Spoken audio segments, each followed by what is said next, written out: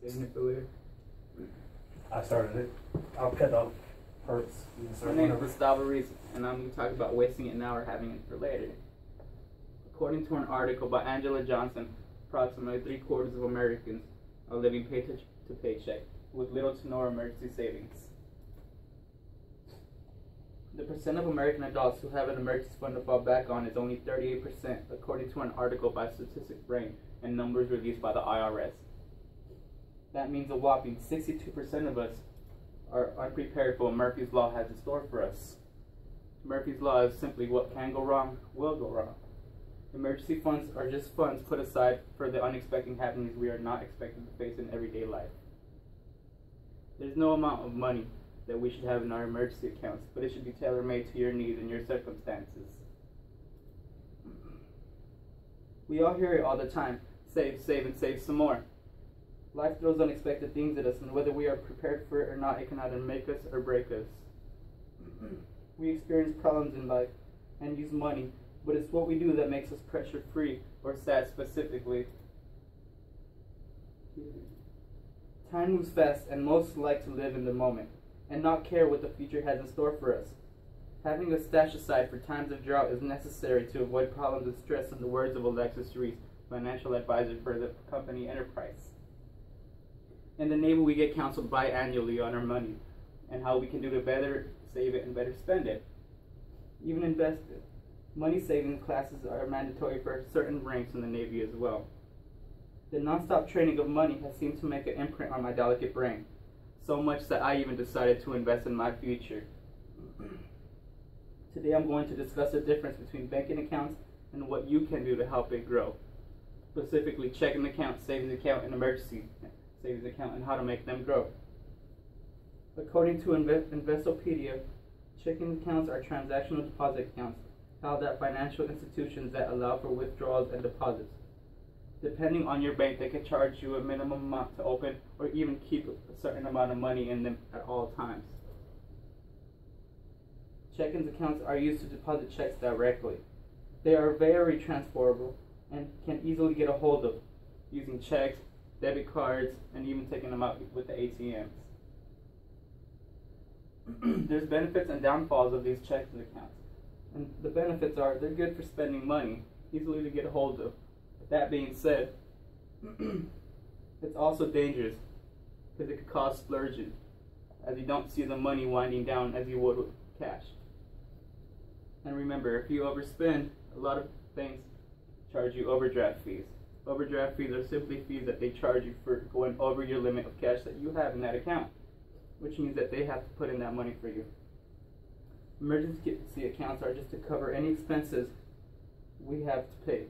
So luckily, we're going to be prepared. We don't have to pay those expenses. Emergency saving funds put aside for emergency reasons only. They're not kept in checking accounts.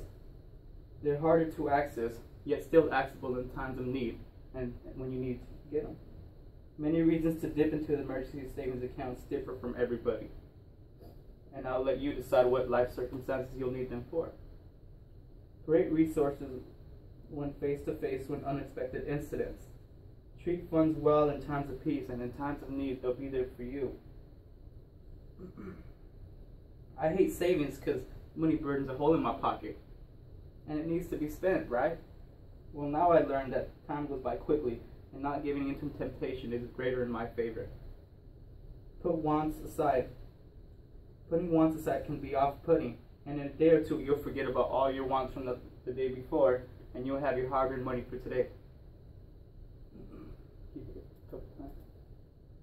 In the words of Pete Arruda, financial radio host, author and president of Capital Financial Advisory Group in Cary, North Carolina, 5 ways to grow an emergency fund. Make sure you have 7 months worth of emergency income available for the needs. According to my calculations, that's over $7,500 for a college student, not including books or tuition.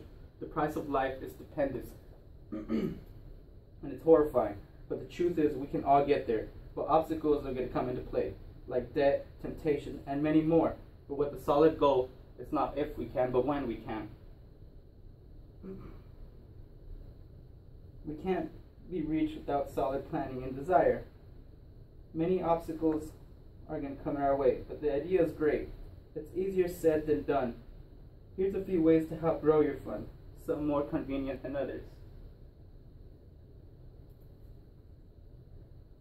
We all see the lucky penny every now and then at the supermarket when we get off from the car, right?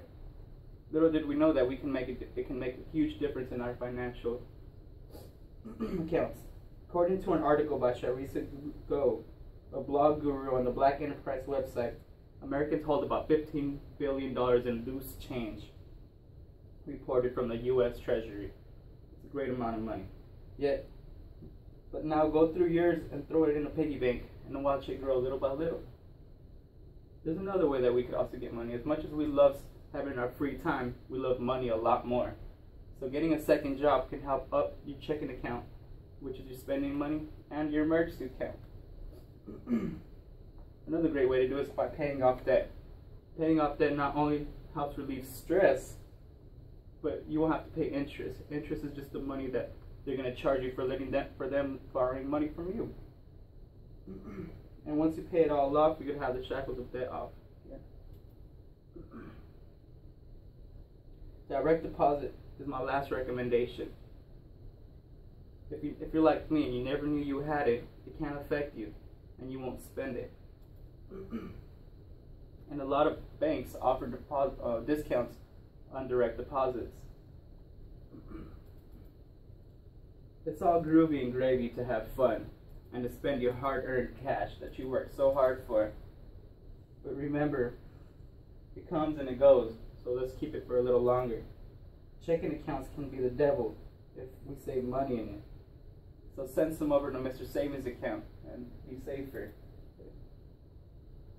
Remember, checking money is limited. When in trouble, Mr. Savings will bail you out because you fed him in times of need. Now it's his turn to take care of you. Remember, checking and savings are not the same thing. They're not used for the same purposes. They're not spent on the same reasons. There are many ways to grow your earnings and savings account. Now it's your job to think outside the box and go get that money. It's easier said than done. But remember, good credit is good, but can also be bad. It builds credit, but can also destroy your financial freedom. So remember, borrowed money is not your money. You must pay it back. And the quicker you pay it back, the better off you'll be and the less money you'll spend altogether. Remember, direct deposit is a great way to save some money and a great way to have it for the long run. I salute you all for taking the challenge of being part of the prepared 38%. You now have the knowledge to make decisions, either waste it now or have it later. Thank you. Do you have any questions? Awesome.